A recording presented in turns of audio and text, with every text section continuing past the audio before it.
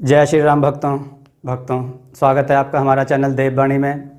भक्तों, आपको हमारी कथाएं कैसी लगती हैं हमें कमेंट करके ज़रूर बताएं और हमारे चैनल को अधिक से अधिक सब्सक्राइब करें। तो चलिए शुरू करते हैं आज की कथा। जय श्री राम दोस्तों, कथा बहुत ही उत्तम है। आज की कथा है व्यापारी की बुद्धि। आइए कथा श्रवण करें। बहुत समय पहले की बात है। किसी नगर में एक सेठ रहता था। उसका नाम था धनीराम। सेठ धनीराम के पास अकूत धन संपत्ति थी। देश भर में उसकी बहुत सी दुकानें चलती थीं। उनके इस समूचे ऐश्वर्य का वारिस उनका इकलौता पुत्र सुशील था। सेठ जी सुशील को प्राणों से भी अधिक प्यार करते थे। उनकी चाहत थी कि हर समय उनका पुत्र उनकी आंखों के सामने रहे। सुशील गुणशील और धर्मपरायण तो था ही, पर साथ ही वह विवेकवान एवं अटूट पुरुषार्थी भी था।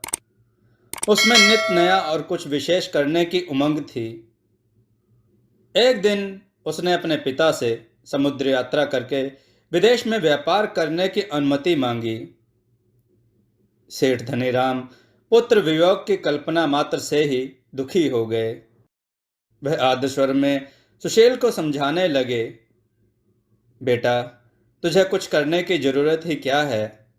भला अपने घर में कौन सी कमी है जो तू समुद्र यात्रा का खतरा उठाना चाहता है? सुशील बड़ा उत्साही और परिश्रमी था।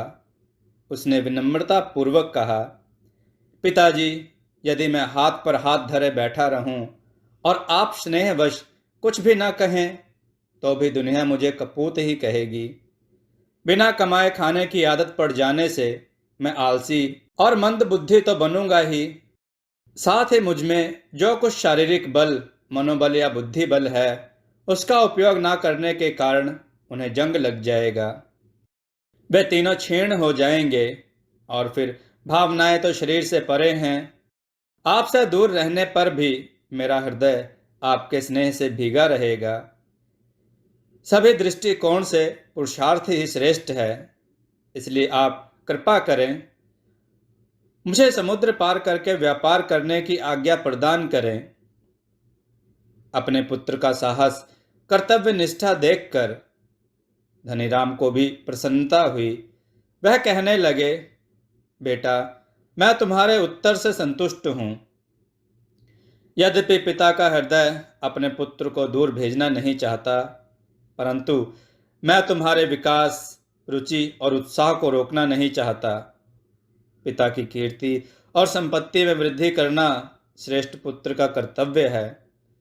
तुम इसी सद्भावना के साथ जा रहे हो, अतएव खुशी के साथ जाओ। मेरा भरपूर आशीर्वाद तुम्हारे साथ है। धनीराम ने अपने पुत्र के लिए जहाज तैयार करवाया। समुद्री यात्रा में जो भी वस्तुएं और उपकरण आवश्यक होते हैं वे सब के सब उन्होंने जहाज में रखवा दिए। उन्होंने अपने पुत्र को भली प्रकार बताया कि समुद्री तूफान में जहाज जब घिर जाता है तो उसे क्या करना चाहिए। सारी नसीहतें देकर उन्होंने परिवार के साथ सुशील को विदाई दी। जलयान अपनी यात्रा पर चल पड़ा। जब यह जलयान बीच समुद्र में पहुंचा तो अचानक भीषण तूफान उठ खड़ा हुआ। नाविकों के भरपूर प्रयत्न के बावजूद जहाज डूब जाने की स्थिति बन आई। निराश नाविकों ने जवाब दे दिया कि अब हमारा बस नहीं चलता। जहाज थोड़ी ही देर में डूबने वाला है। जिसे अपने तौर पर बचाने का कोई भी उपाय सूझे वह करे। सुशील विवेकवान था। वह इस आसन विपत्ति के बीच में घबराया नहीं। पहले वह शौचादि से निवृत्त हुआ। तत्पश्चात उसने ऐसे पदार्थ खाए जो वजन में हल्के किंतु अधिक समय तक शक्ति प्रदान करने वाले थे, जिससे समुद्र के खारे पानी का प्रभाव ना हो। फिर शरीर से चिपका हुआ चमड़े का कपड़ा पहना, जिससे समुद्री जल जंतु हानि ना पहुंचा सकें। इतनी सारी तैयारी करके वह एक लकड़ी का तख्ता लेकर समुद्र में कूद पड़ा। उस तख्ते के सहारे किनारे तक पहुंच जाने के उद्देश्य से वह तैरने लगा।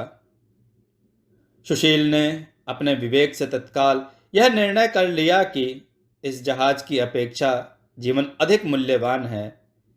विवेक जागृत रहे तो कोई ना कोई रक्षा का उपाय किया जा सकता है।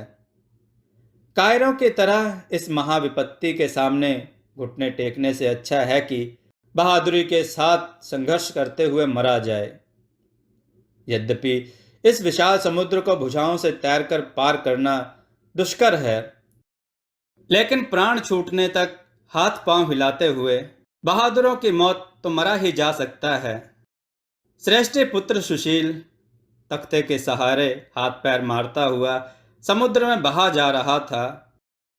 उस समय समुद्र के अधिदेवता उसके पुरुषार्थ को देखकर सोचने लगे, मृत्यु इस युवक के सामने मुंह फाड़े खड़ी है, फिर भी ना जाने क्यों यह समुद्र को भुजाओं से पार करने की व्यर्थ चेष्टा कर रहा है। देव ने उससे पूछा, युवक, व्यर्थ परिश्रम करने वाला मूर्ख कहलाता है।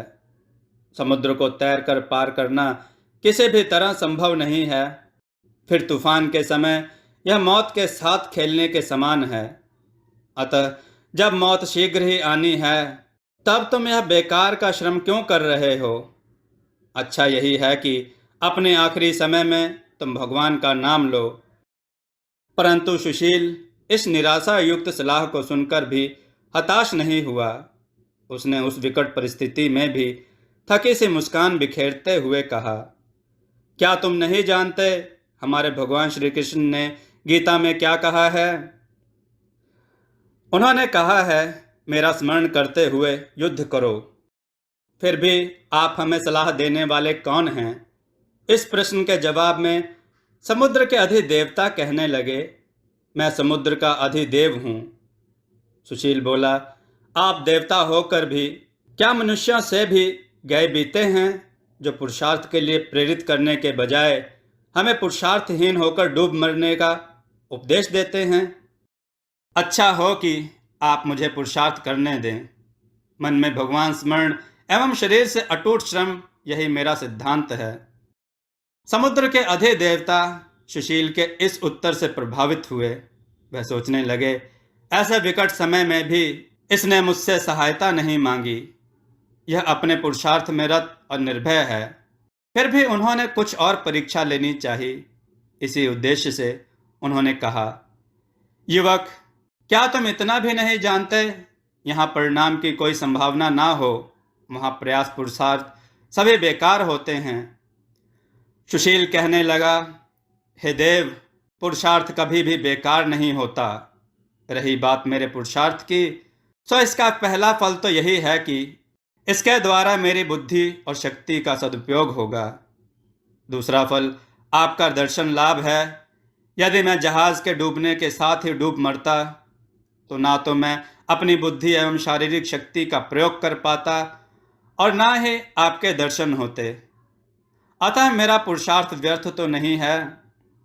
सुशील का उत्तर सुनकर प्रसन्न हुए देवता ने पूछा, तो फिर तुमने मुझसे रक्षा करने की प्रार्थना क्यों नहीं की? सुशील बोला, क्योंकि मैं जानता हूं कि देवता कभी अपनी प्रार्थना करवाते नहीं हैं। वे तो सदा अपने कर्तव्य पालन में रत व्यक्ति की स्वयं सहायता करते हैं, उस पर प्रसन्न होते हैं। जीवन में अपने कर्तव्यों का अच्छी तरह किया गया पालन ही श्रेष्ठतम प्रार्थना है। यदि मेरे द्वारा प्रार्थना करने पर आप मुझे बचाते, तो आपका गौरव कम हो जाता। मेरे प्रार्थना के बिना ही आप जो उपकार करेंगे, उससे आपके उपकार का मूल्य बढ़ जाएगा। सुशील की बात ने समुद्र के अधिदेवता को प्रसन्न कर दिया।